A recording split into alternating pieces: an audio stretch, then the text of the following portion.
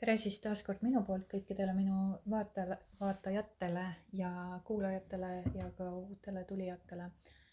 Vaatame siis kaartidelt täna. Mis muutuseid, mis muutused ootavad teid ees? Ja tegemist on üldise kaardiladumisega ja üleüldse kaardiladumine ei ole kivisse raiutud, et see ei ole, kui sa iseennast ei programmeeri sellega sellisel viisil, et see on ainuke tõde. Ja siis siis me saame alati oma reaalsust muuta. Sest et kaardid näitavad justkui sinu energeetilist seisundit, praegust seisundit ja selle praeguse energeetilise seisundi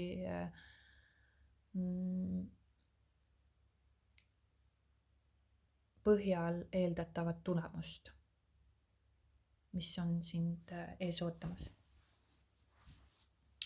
Ja väga tihti siis inimesed nagu programmeerivad iseennast, et kui te vaatate neid ladumisi, siis minu soovitus teile on, et kui seal tõesti on mitte võtta seda üks-ühele, kui seal tõesti on nagu midagi väga, võta võib-olla lihtsalt neid portaalidena, et kui te soovitus kõigile siis teadlikult hakata vabastama oma emotsionaalseid seisundeid, emotsioone keha tasandilt ja iga selline ladumine, mida te vaatate, mis tekitab sinus sellist ebameeldivat tunnet või kahtluseid või vastupanu või klammerdumist või mis iganes tunnet sinu keha tasandil, siis oleks mõistlik seda kasutada siis sellisel juhul vabastusena. Ja kui te ei oska vabastada, siis kes on eriti tundlikud, siis ma soovitan mitte neid vaadata. Sest et need eriti tundlikud võivad programmeerida ennast teadmata just sellisesse seisundisse, mis sealt siis välja toodi. Ja teiseks ja kolmandaks või neljandaks, mida iganes siin juba tuli välja, siis kõik inimesed, kes siis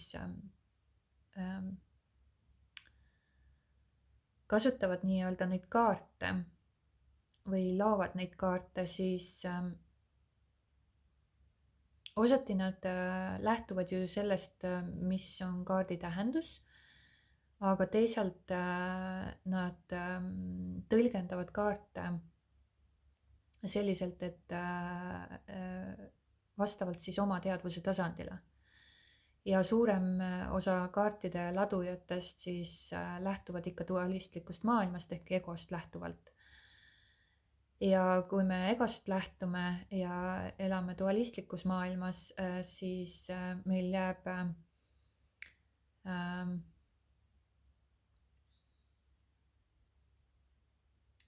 see maailm piiratuks ja tegelikkuses me loome reaalsust läbi oma fookuse. Ja kui meie fookus on sellel, mida meile nii-öelda see laduja räägib, oma teadvuse tasandist lähtuvalt, siis me loomegi seda reaalsust. Ja see saab meie tõeks, meie reaalsuseks. Nii et ühest küljest ma teen ka pealispintseid ja meelelahutuslikke ladumisi, aga teisest küljest minu ladumiste sisse on väga palju ära siis või välja toodud siis tõde.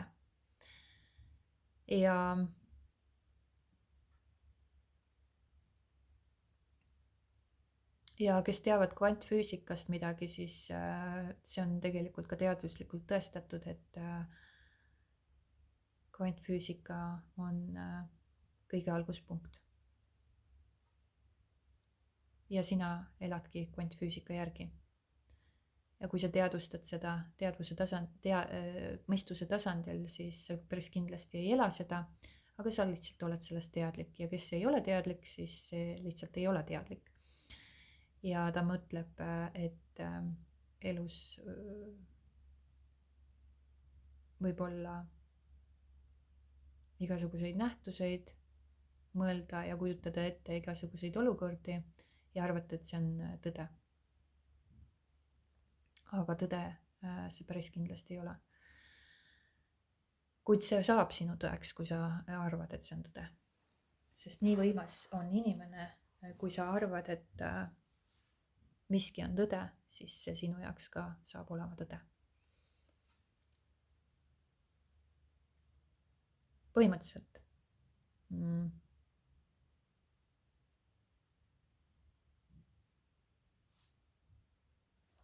Aga vaatame siis, mis muutused sinu elus on toimumas lähiajal sinu praeguse energeetilise sageduse pinnalt.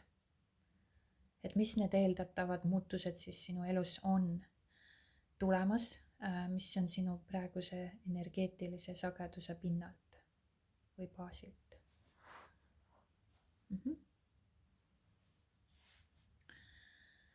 Ja sa kindlasti tunned ära ja tajud ära selle, et ma teen siis ühe ladumise ja see on siis üldine ladumine. Aga siis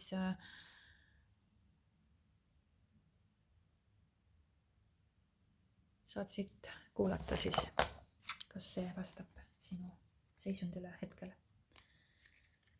Ja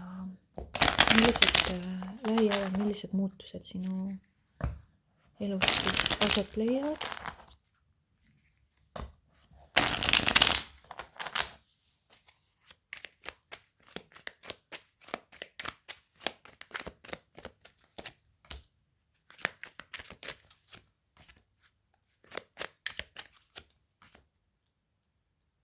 Mingisugune lõpp on tulemas.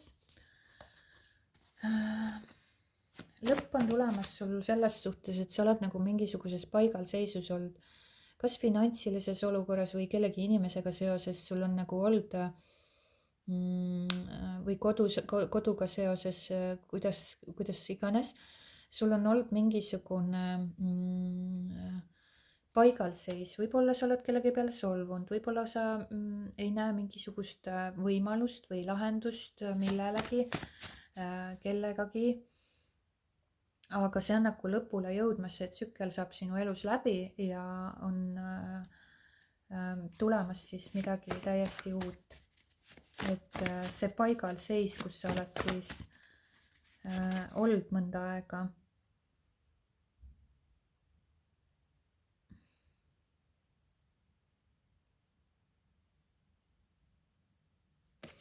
siis sellest tuled välja. Siin tuligi kaart ka see, et võib-olla see on mida iganes olukord. Et kui ohverdad oma hinge ja püüad mitte paati kõigutada, võid saada näilise turvalisuse, aga kaotada vabaduse olla tõeline sina. Ehk siis sa oledki võib-olla sellises kohas, kus sulle midagi ei sobi või oled sa solvunud või oled sa väsinud või oled sa nagu tükil ajal nagu paigalseisus või rahulolematu millegi suhtes või sa ei näe mingisugust lahendust millegi olukorra suhtes, kas koduga seoses, kas tööga seoses, kas rahalise seisuga seoses, kas siis suhtega seoses, kellegi inimesega seoses. Ja sa oled mõnda aega seal seisundis olnud ja pigem sa oled sellises ohvri seisundis olnud, kus sa oled püüdnud mitte seda paati kõigutada ja oled pikemat aega olnud selles seisundis ja sa ei tunne selles olukorras rahulolemist. Ja sa ei näe ka võimalust, kuidas sellest olukorrast välja astuda. Ja sa näiliselt võib-olla, isegi kui mingi tööga seoses või inimesega seoses näiliselt sul tundub, et see on nagu justkui turvaline selle tõttu, et kui sa nüüd sellest turvatsoonist välja astud või midagi muud tegema hakkad või midagi lõpetad või või sellega enam ei rahuldu, siis sa kardad, et kui sa sellest tsoonist välja astud või sellest akvaariumist välja astud, siis sa ei tea, mis sind ees ootab. ja jumal teab, mis seal kõik ees võib oodata. seal võivad olla sellised lood ja stsenaariumid sul kokku mõeldud, et võib-olla on seal paradiis, võib-olla on seal hoopis põrgu, eks ju. või siis see tundmatu või teadmatu seisund ei julge, ei lase sul nagu seda sammu astuda.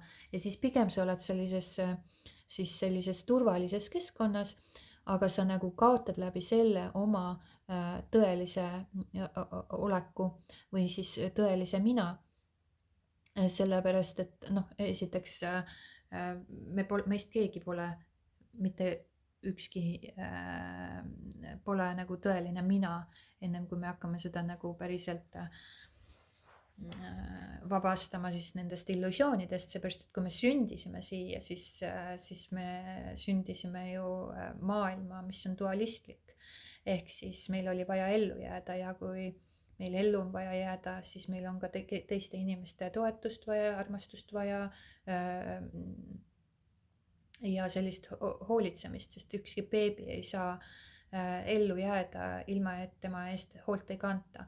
ja läbi selle keskkonna, läbi selle toetuse, läbi selle armastuse, läbi selle välise tingimusliku hoolitsemise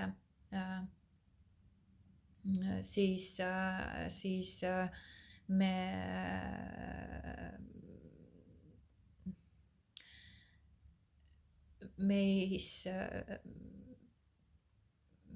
me oleme nagu meisse programmeeritakse see ellujäämisprogramm, mille põhjal siis me elame. ehk siis me hakkame elama ellujäämisprogrammide põhjal ja selles dualistlikus maailmas, kus me arvame, et see ongi kõik. ja miski muu siin rohkem ei eksisteeri. kuniks me siis nüüd hakkame ärkama vaikselt, kes siin, kes seal ja seda nüüd juba hakatakse aina enam ja enam nagu tõstma esile, et mis on tegelikult päris. aga siin toimub siis selline muutus sinu elus, kas siis tõesti tööalaselt või siis perekonnaga seoses, koduga seoses, inimesega seoses, kus sa tahad tegelikult liikuda oma väkke, oma elu eest ja tunnete eest ise vastutama hakata. Aga siin on nagu oluline ka teha nagu koostööd, et selleks, et midagi saavutada või millestki mingisugusest olukorrast välja astuda, selleks ei ole vaja või lahkuda, selleks ei ole vaja mingisugust draamat üles tõstatada või kedagi süüdistada või iseennast või kedagi teist välist olukorda, vaid teha lihtsalt koostööd ja valida iseenda heaolu. Et see turvalisus, mis sulle varasemalt tundus turvalisus, see ei rahulda sind ja sa tunned ennast väga rahutuna. Ja sa tunned, et sa nagu seisad paigal ja miski ei muutu ja sa ei ole sellega rahul. Ja niikaua, kuni sa seal turvalises keskkonnas pesitsed või asetsed ja ei tee enda jaoks neid vajalikke samme, et liikuda oma olemuse, tõelise olemuse suunas, enda tõeliste kutsumuste suunas, enda kire suunas, enda soovide suunas, mis sind tõmbavad, mis panevad sind nagu võbelema, mis panevad sind nagu särama, mis panevad sind nagu kiirgama või elama, siis sa ei loo enda elus muutust. Ja see, et sa võib-olla kardad, et kui ma nüüd sellest mugavustsoonist välja astun või turvatsoonist välja astun, et siis sa ei tea iial, mis sealt tulla võib.